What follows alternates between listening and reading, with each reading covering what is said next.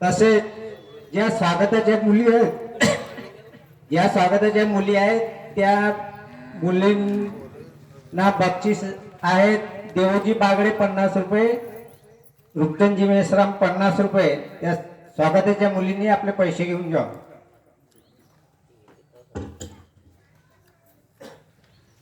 प्रतिमा रूपाने साकार असलेले वीर एकलव्यजी तसेच माजी खासदार ज्योतिरामजी यांना विनम्र अभिवादन. सन्माननीय मंच तसेच सन्माननीय समाज बांधव, बरंच काही सांगायचं आहे, बरंच काही बोलायचं होतं, बरंच काही अपेक्षा होते तुमच्याकडून, तुमच्या गावाकडून, रूपचंदजी मेश्रामकडून, परंतु जेवढी संख्या आहे तेवढीच सही. हा जो नाव आहे तुम्ही पहिल्यांदाच वाचला असाल, अखिल दिवस समाज विकास समिती. ही समिती आम्ही 5 वर्ष अगोदर निर्माण केली. कशासाठी? तुमच्यासाठी, आमच्यासाठी. ते साले कशा दरे कशामध्ये जे ढिवर लोक आहेत ते नाही याच्यासाठी. ते आमच्या भंडाऱ्यामध्ये जे लाखांदूर आहे का नाही 75 किलोमीटरवर त्यांच्यासाठी. आम्ही स्वतःच्यासाठी नाही केली, भंडाऱ्याच्या तालुक्यासाठी नाही केली, तर पूर्ण 2 जिल्ह्यासाठी केली. जो सेन्सस म्हणतात, लोकसंख्या आता जनगणना होणार आहे 1-2 महिन्यामध्ये. जवळपास 100 वर्षानंतर ही जनगणना होणार आहे. तर यापूर्वी 1931 मध्ये जनगणना झाली होती. त्या जनगणनेमध्ये या भंडारा जिल्ह्यामध्ये किती समाज बांधव राहतात, ढिवर किती समाज बांधव राहतात. नाही, आप बैठिए थोड़ी देर, आप बैठिए थोड़ी देर, आपका काम है अभी.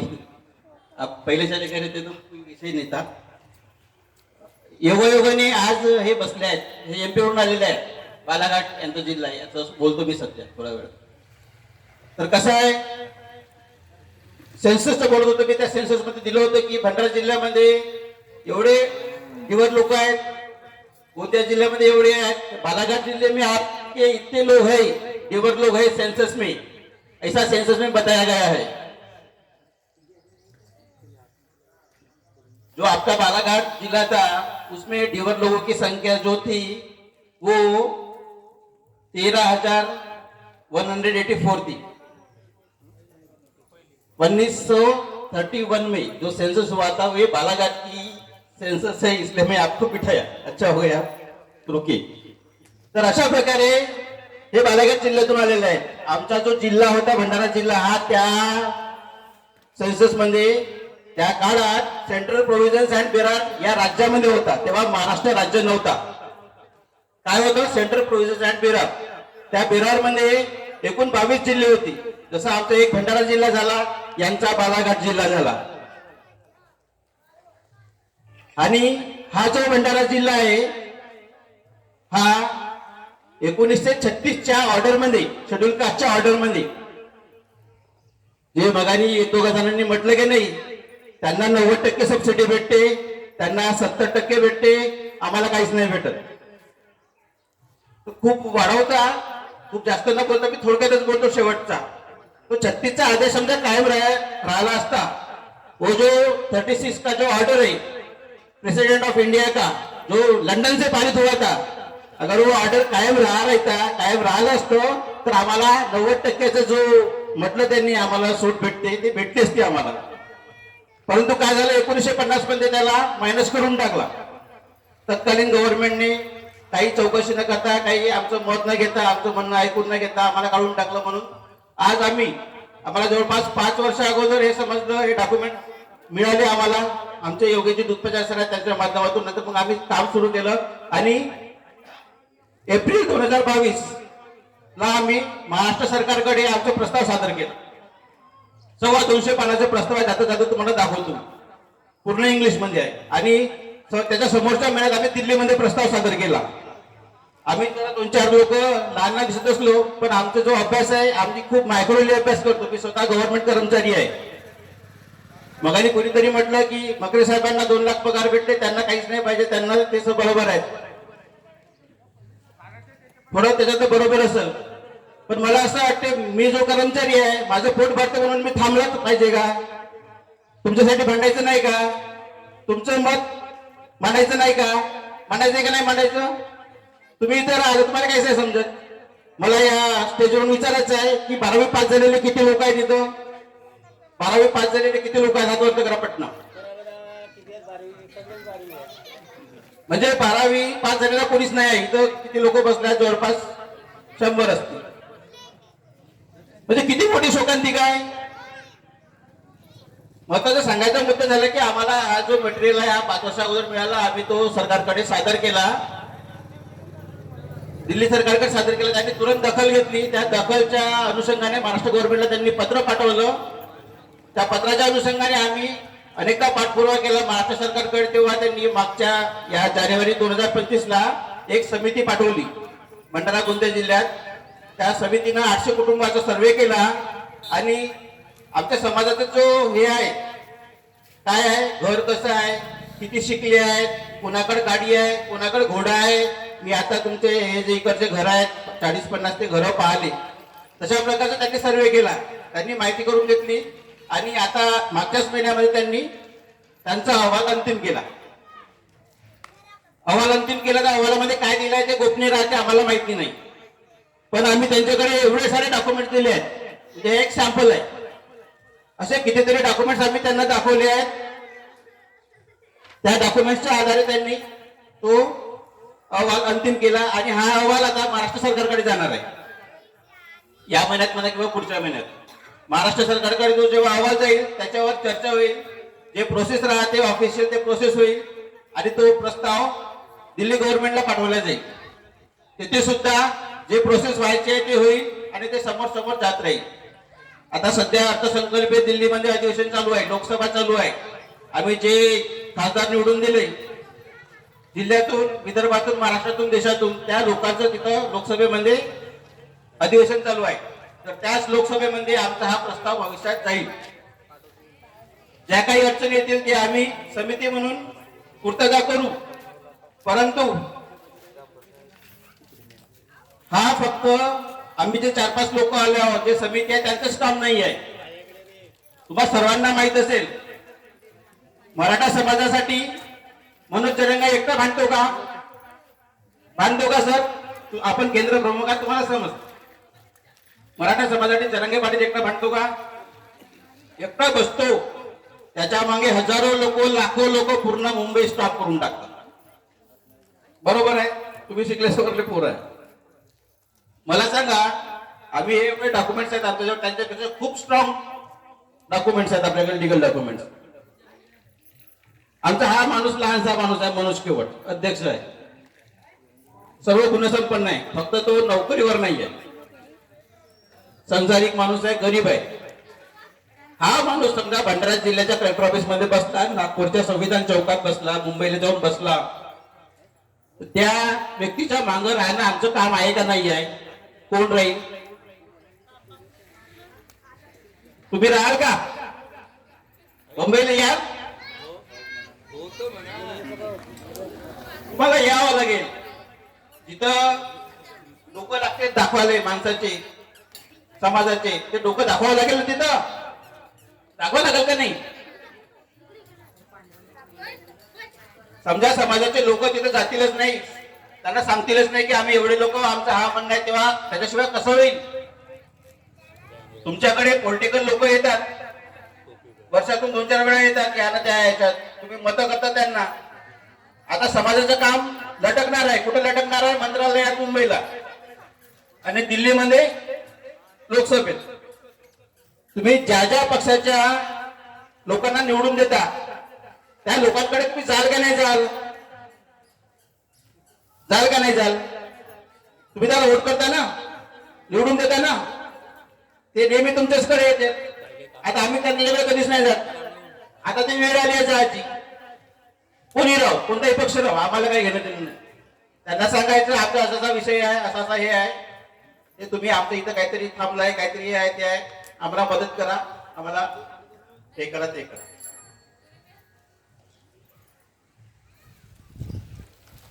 अजून एक गोष्ट, हा झाला या मार्गाचा प्रश्न जो आम्ही सबमिट केलाय मुंबईला, दिल्लीला. हा एक मार्ग चालू राहील.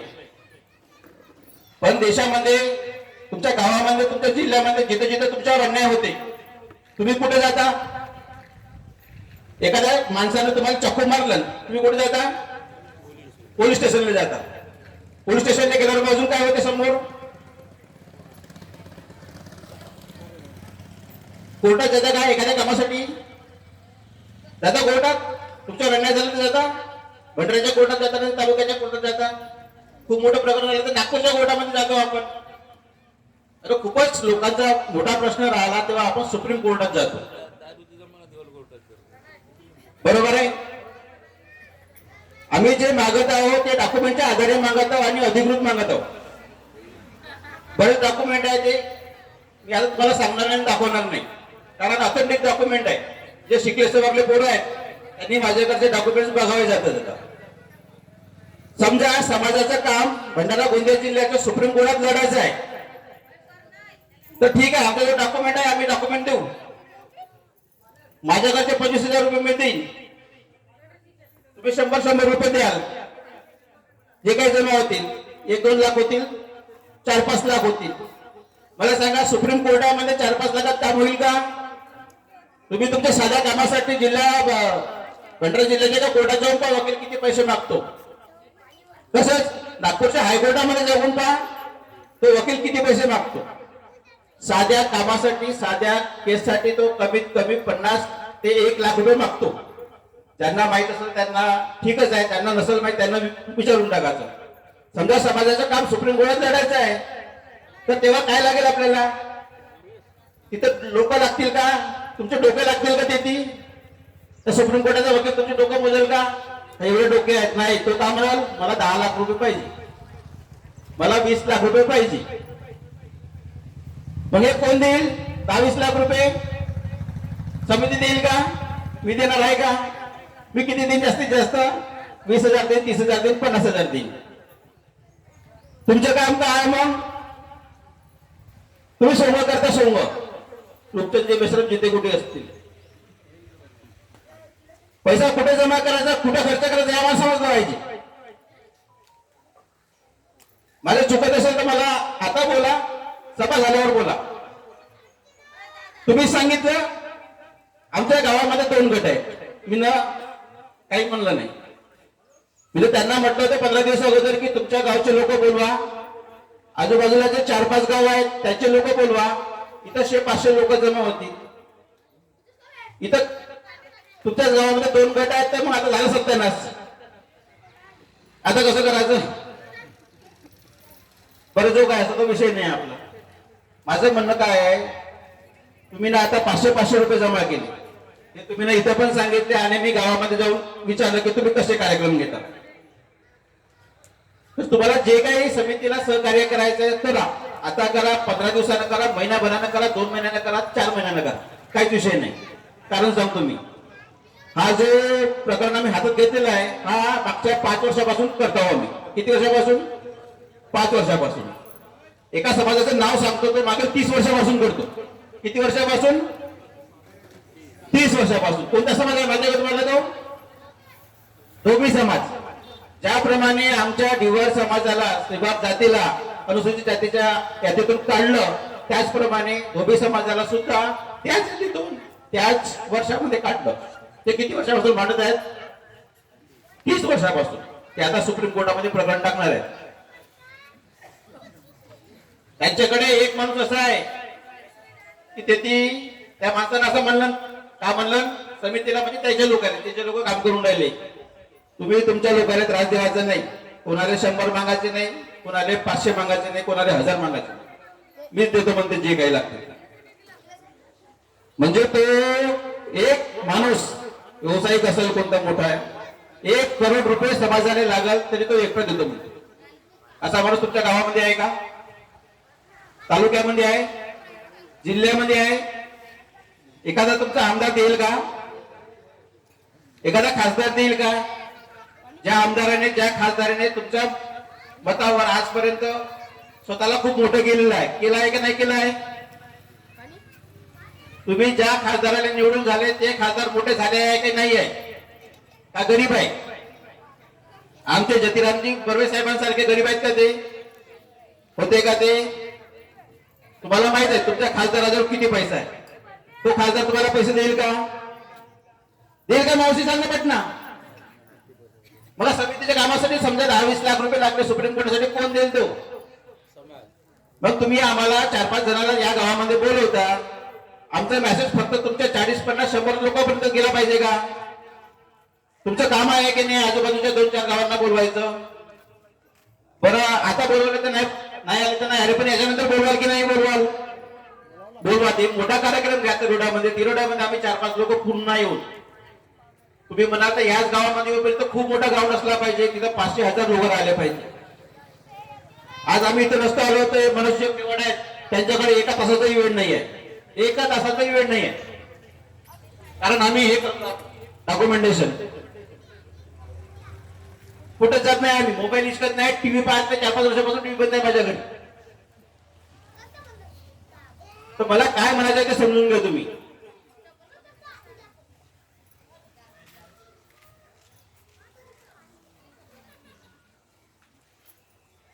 आपको इस बात की खबर है क्या, जो मैं आपसे बोल रहा हूं, जो 1936 का जो ऑर्डर है शेड्यूल कास्ट का, उसमें हम जो है डिमर लोग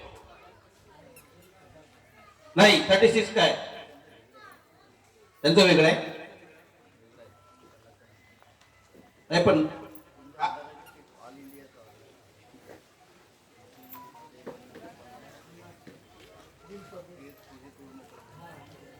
नहीं, लेकिन जो ये जो बालाघाट है ना, इसी में सेंट्रल प्रोसेस में. तर अशा प्रकारचा आहे. मी तुम्हाला सांगतो, तेव्हा भंडारा जिल्ह्याची लोकसंख्या 43,000 होती.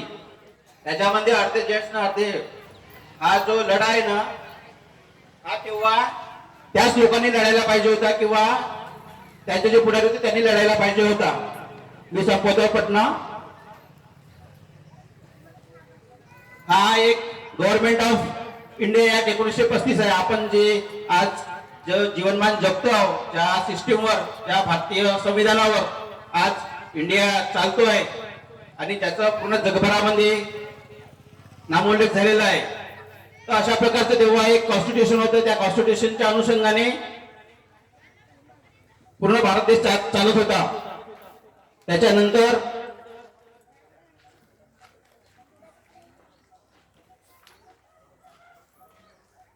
1950 चा आदेश जेव्हा तयार झाला, तेव्हा भारतीय संविधान लागू झाला होता, परंतु ते वगळलं. मग 1956 मध्ये काही जातींना अजून ऍड करायचं आहे आपल्याला, काही जाती सुटलेल्या आहेत. म्हणून 1956च्या लोकसभेमध्ये त्यावर चर्चा झाल्या. मध्य प्रदेश के बारे में भी चर्चा हुई उसमें, आपको यदि पता है तो. तर जे लोक पुढारले होते तेच लोक आपलं म्हणणं मानत राहतात. जसं एक उत्तर प्रदेशचे खासदार आहेत, त्यांनी तिकडचे जे दिवर लोक आहेत, इथं उल्लेख केलेला आहे, दिमर, द्वितीय, सोरिय और रवानी जातियों को शामिल नहीं किया गया है, हालांकि उनकी शैक्षणिक, आर्थिक, सामाजिक और राजनीतिक दशा उतनी ही दयनीय है जितनी अन्य जातियों की है. अगर सरकार इनको भी लिस्ट में शामिल कर ले तो उनका भी उत्थान होगा. हे दिवर समाज आणि इतर समाजाबाबत उत्तर प्रदेश बाबत मांडलेलं आहे. आमचा एखादा माणूस जाणकार असता, शिकला असता, सवरला असता, तो कोणाच्या तरी माध्यमातून समजा गेला असता, तर आमचं पण म्हणणं तिथं मांडलं गेलं असतं. पण आमचं म्हणणं कोणीच नाही मांडला. आधी काहून नसेल मांडला, तर हा 22 जिल्ह्यामध्ये फक्त एकाच जिल्ह्याला लागू होतं. सोडून द्या ना, एका जिल्ह्यात जास्त लोक आहेत की 43,000 आहेत, काय होणार आहे? असं काहीतरी झालं असं. आम्ही खूप मायक्रोली अभ्यास करून आला, मायक्रोली पाहून आला, तिथं चुका झालेल्या आहेत त्या आम्ही अजून मांडण्याचा प्रयत्न करू. आम्ही सुप्रीम कोर्टामध्ये पण मांडू. यानं त्या लफड्यामध्ये आमच्या समाजाला 1967 मध्ये ओबीसी मध्ये टाकून दिला. तर असं झालं. एक डॉक्युमेंट दाखवतो, हा 1958चा आहे. याच्यामध्ये शेड्यूल कास्टची यादी दिलेली आहे. असे 4-5 डॉक्युमेंट आहेत. त्याच्यामध्ये भंडारा जिल्ह्याचे डिव्हर लोक शेड्यूल कास्टमध्ये दाखवतात. म्हणजे सरकारने एक धंदा करून ठेवला आहे. इथं जे महाराष्ट्र गव्हर्नमेंट आहे त्याचा वेगळा धंदा राहते की ते म्हणतात हे इथं आहेत. अशा प्रकारचे कमी जास्त झालेले आहे. खूप सारे डॉक्युमेंट आहेत, तुम्हाला समजणार नाही मी सांगणार तर. म्हणून समितीचं जे चालू आहे, जिथं जिथं समितीला मदत लागेल ते तुम्हाला करायचं आहे. तुम्हाला काहीच नाही करायचंय खूप जास्त. समजा नागपूरला या असेंब्लीवर आपल्याला जायचंय मोर्चामध्ये, तो तुम्ही 1 दिवस द्यायचा आहे. तुम्हाला खूप काही करायला सांगणार नाही आहो आम्ही. काल एका व्यक्तीनं चांगलं म्हटलं की जे पोरं आहेत ते तुम्ही शाळा शिका, तुम्ही या लफड्यात पडायचं नाही. या लफड्यात आम्ही पडलेलो आहोत 4-5 जण, ते आम्ही करणार आहोत. जिथं आम्हाला तुमचे चेहरे लागतील तिथे तुम्ही उभं असं एक दिवस व्हाल का? या 2026 मध्ये समजा नागपूरला जायचं आहे आपल्याला डिसेंबर महिन्यात, तर याल का? याल? समितीला पैसा लागणार आहे. तुम्हाला 100 द्यायचे 100 द्या, 50 द्यायचे 50 द्या, 500 द्यायचे 500 द्या. कारण सुप्रीम कोर्टात प्रकरण टाकायचं आहे, आमची ताकद वाढली पाहिजे. वाढली पाहिजे का नाही वाढली पाहिजे? तुम्हाला अजून एक सांगतो, आता मागच्या आठवड्यामध्ये एका व्यक्तीनं 31,000 रुपये दिले. ते माझे काकाच आहेत. ते नोकरीला होते, रिटायर झाले, 10 वर्ष झाले. त्यांची स्वतःची जात प्रमाणपत्र नहीं है. हमारे चाचा है, उन्होंने समिति के लिए 31,000 रुपए दिए. उनकी खुद की कास्ट सर्टिफिकेट नहीं बनी है और उनके बाल बच्चे भी नहीं है, इसलिए वो भी भविष्य में कास्ट सर्टिफिकेट नहीं बनाएंगे. ते जात प्रमाणपत्र बनवणार नाही. पण त्यांनी 31,000 रुपये का दिले हे तुम्हाला समजलं पाहिजे. आता जो भंडारा जिल्ह्यामध्ये कार्यक्रम झाला त्या समितीच्या जो आम्ही जे सर्व डॉक्युमेंटेशन दाखवलं त्या कामाचा प्रभावित झाले. त्या कामानं अनेक लोक प्रभावित झाले, अनेक लोकांनी पैसा दिला आम्हाला. तर समितीचं जे काम आहे ते तुमच्यापर्यंत पोहोचलं पाहिजे ना. तुम्ही तुमच्या गावामध्ये समजा 2 तुकडे कराल तर इथं आमचं भाषण पोहोचलं, त्यांनी समजलं आम्हाला काय म्हणायचं येतं. पण तिकडे जो अर्धा ठेवलाय तुम्ही, जे काही अडचणी असतील ते सुटून गेले. आता आम्ही काम करून तुम्हाला लाभ भेटेल, त्याला नाही भेटेल का? भेटेल का नाही भेटेल? म्हणून काय काही गोष्टी दुरुस्त करा. तर येणाऱ्या काळामध्ये तुमच्या दापेवाड्याकडून, तुमच्या तालुक्याकडून आणि गोंदिया जिल्ह्यातील इतर लोकांकडून सुद्धा सहकार्य मिळेल अशी अपेक्षा करतो. आणि माझं यांना अगोदर पण सांगणं होतं की फक्त समितीचा विषय ठेवा. कसं आहे, सुरुवातीचे 1-2 तासाचेच चालले जातात. एवढा वेळ भेटला असता तर बाकीच्या लोकांना पण चांगलं बोलता आलं असतं, मला पण डॉक्युमेंट दाखवता आलं असतं, सांगता आलं असतं व्यवस्थित. आता आमच्या अध्यक्षांचं ऐकून टाका. तुम्हाला ज्या प्रकारे सांगता येईल, ज्या प्रकारे समजवता येईल ते समजवतील. कारण मी भाषण देणारा व्यक्ती नाही आहे, मी ऍडमिनिस्ट्रेशन मध्ये काम करणारा व्यक्ती आहे. हा जो प्रस्ताव बनवलेला आहे हा 250 पेजचा आहे आणि पूर्ण इंग्रजीमध्ये आहे. मला जे करायचं होतं, जे बनवून द्यायचं होतं ते मी बनवून दिलं. आता तुमची जबाबदारी आहे. तुम्हाला समजते काय? तू शिकलाय ना भाऊ? किती शिकलाय? 12वी पास आहे. मी हात वरत करायला सांगितलं तर कोणीच हात वरत नाही केला. एकही माणसानं हात वरत न करणे म्हणजे काय आहे? धापेवाड्याची स्थिती लाज वाटते. मी मगाने विचारलं तर ग्रॅज्युएशन झाले 2च पोरं आहेत म्हणजे या गावात, आणि सर्वात जास्त संख्या ढिवळ समाजाची आहे म्हणे. बरोबर? कुठे गेले मग दोघं? हा एवढा मोठा प्रस्ताव आहे. हा प्रस्ताव आम्ही मुंबईमध्ये पण सादर केला आहे आणि दिल्लीला पण सादर केलेला आहे. या प्रस्तावाची एवढी ताकद आहे की महाराष्ट्र गव्हर्नमेंट जवळ या प्रस्तावाला उत्तर नहीं है. ये जो प्रपोजल है ये 250 पेज का है. अप्रैल 2022 में सादर किए वाला है बम्बई और दिल्ली में. इस प्रपोजल को अभी तक महाराष्ट्र गवर्नमेंट ने रिप्लाई नहीं किया. हे शक्ती आहे अभ्यासाची, वाचनाची आणि अखिल दिवस समाज विकास समितीची. एवढं बोलतो आणि इथंच थांबतो. धन्यवाद.